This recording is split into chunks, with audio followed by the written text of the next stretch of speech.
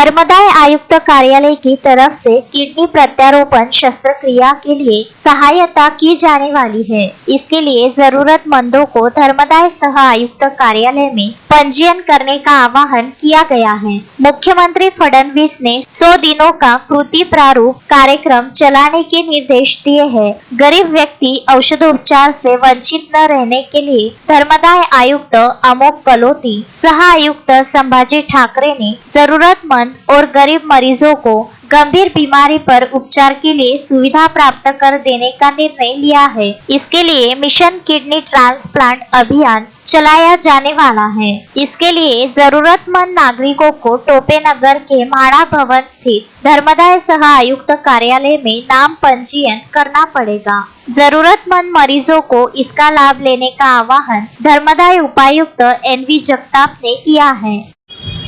नमस्कार, मी नवनाथ जगताप, धर्मदाय उपायुक्त अमरावती।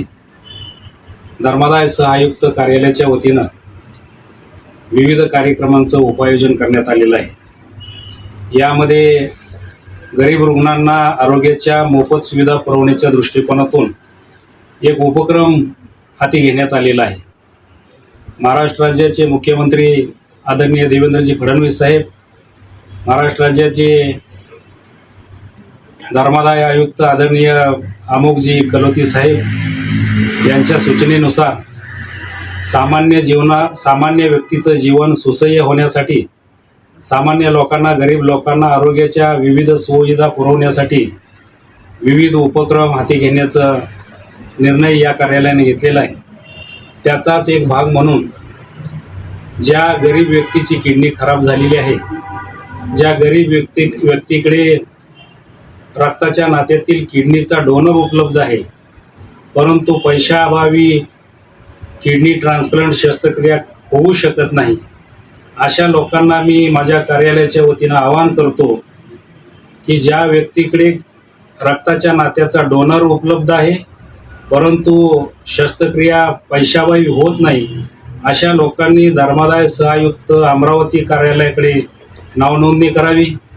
त्यांना या कार्यालयाच्या वतीने महात्मा ज्योतिराव फुले योजनेत, तसेच माननीय मुख्यमंत्री सहाय्यता निधी, तसेच पंतप्रधान सहाय्यता निधी, तसेच विविध धर्मदाय हॉस्पिटलमध्ये मोफत शस्त्रक्रिया करण्यासंदर्भात मदत करण्यात येईल।